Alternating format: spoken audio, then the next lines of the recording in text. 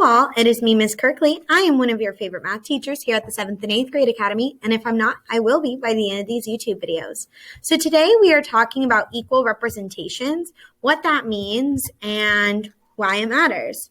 So I have talked about this before, but sometimes when we have numbers, especially rational numbers, can be displayed in a million types of ways. And it's really important that we know that they're all meaning the same thing. So sometimes 2/5 is going to be shown to us in representation like this. Sometimes it'll be shown to us as a decimal and sometimes as a percent. But ultimately, it all relates back to meaning the same thing. Sometimes we might be coloring in a piece of paper. We might be talking about how many of 5 t-shirts are red. We might talk about how much change we have, and we might talk about how much of the class is participating. But either way, all of this is the same number in some capacity. It's just represented in different ways. Rational numbers in particular do this because they can be represented in other ways, because they can be written as a fraction. And a fraction can be written a million different ways. So it's important that we know that the main ways that we'll be seeing this done, especially in 7th grade math, is going to be visually, which is here.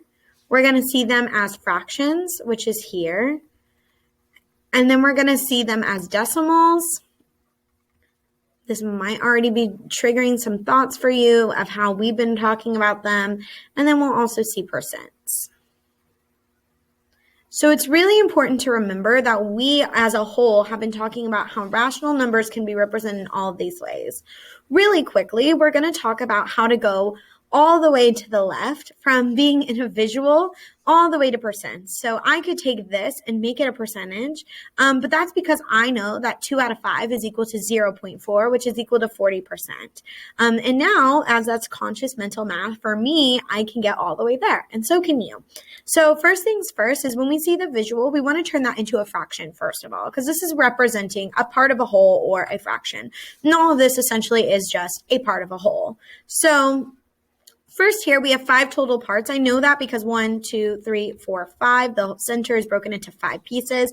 So that's what I count for the total pieces is going to be that denominator. So because it was broken into 5 equal parts, it is 5 for my denominator. Then I look at what my shaded pieces are, and that's going to give me my numerator. So I see that 2 are colored in green, this one here, and this one here. So that's going to give me my numerator. You probably have already seen this. That's okay. We're just going over it again just to make sure.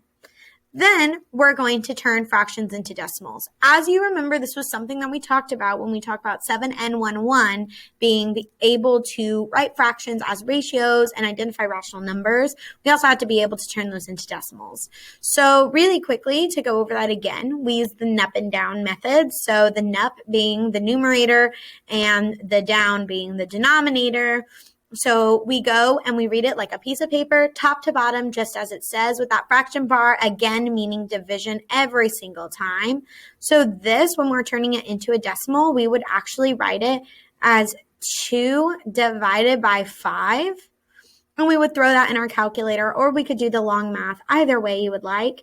And that's going to give us 0.4. Or you might get 0.40. Either way, no matter how many zeros you add at the very end of your last digit that is not 0, it makes it the same. So 0.4 and 0.40 and 0.400 are all the same thing because ultimately those are all equal representations. Again, just kind of like saying 0.4 for $4 is the same thing as $4. So either way.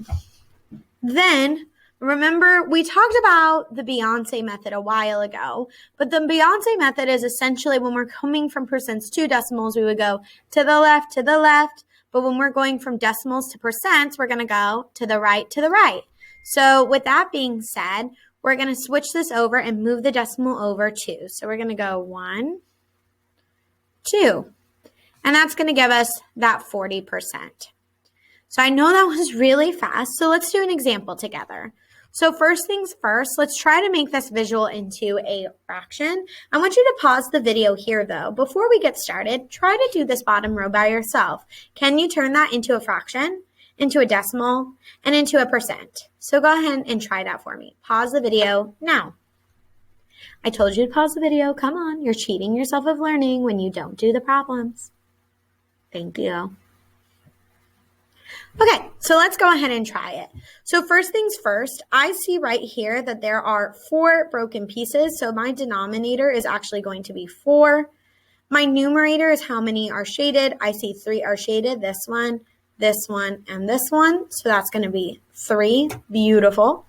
Then I see right here I want to turn it into a decimal. So remember, we do up and down, top divided by bottom, just like a piece of paper because that fraction bar means division. So we do 3 divided by 4. Put that in our calculator. We're going to get 0.75. And then to turn it into a percent, to the right with that decimal point. So to the right.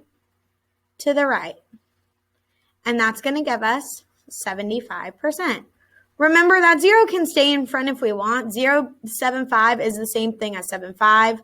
So it doesn't matter either way, but you need to make sure you're including that percent sign because if you tell me 7.5 is the same thing as 75%, I'm going to ask you if $75 is the same thing as 75 cents because 75% of a dollar is only 75 cents, not $75. So very important that we keep that percent on top. Now let's try to go the other way.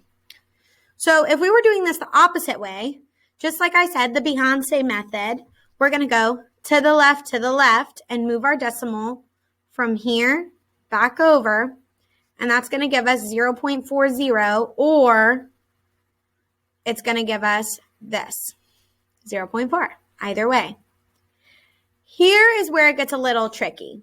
So I've told y'all that at some point, we're going to have a decimal, and we need to be able to turn it into a fraction. So when we talk about our place value, we go 0 point. We have our tenths here. We have our hundreds here. We have our thousandths here. We have our 10,000s here, so on and so forth in our decimal place. Well, that's because all of those represent what our denominator is going to be. So if it goes 1 point after the decimal, we'd be in our tenths place. So that means our denominator is going to be 10.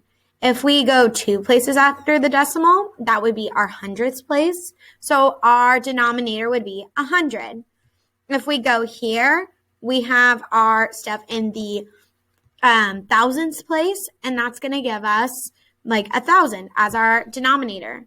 So we're going to write it really quickly.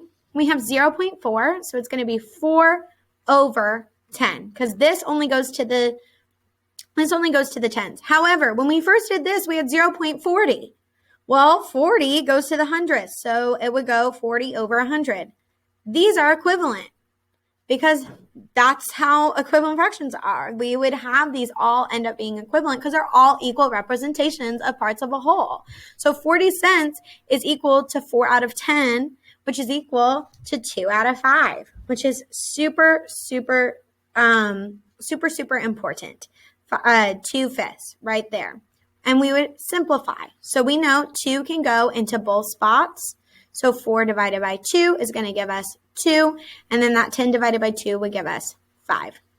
Beautiful. Now we're going to break this up and we're going to make our visual representation. So see here how they already broke it up here, here, here, here. Here you're going to see my messy drawing. That's okay. And then just shade it in 2 parts. That's how to go backwards. Let's try it. So I want you to try it with 80%. Pause the video here. Try to do it on your own. Come on, pause. Come on. Awesome. So let's go ahead and try it. So I have 80% and I'm going to go to the left, Miss Beyonce would be proud of me. So here I would have 0.80 or I would have 0.8. Either way, that's the same thing. Now I'm going to turn it into a fraction. I'm going to go with this top one because that ends up being a little easier on me. So I know I have 8 as my numerator because that's what's after the decimal. And then I know that this goes to the tenths place, so that's my denominator. Then I'm going to simplify. So I know 2 can go into both the top and bottom. Whatever I do to the top, I have to do to the bottom. So 8 divided by 2 is going to give me 4. And then 10 divided by 2 is going to give me 5. So that's my fraction. And then I'm just going to make this into some fifths. So I have this here, have this here, here. We're going to see my ugly drawing because I cannot draw to save my life. So this is my fifths. And then I'm going to color in 4 of these. And that's going to tell me 4 fifths. There we go. If you have any other questions, please feel free to reach out to your math teacher. And if you like this kind of content, give it a thumbs up. Thank you so much for watching, and I'll see you next time.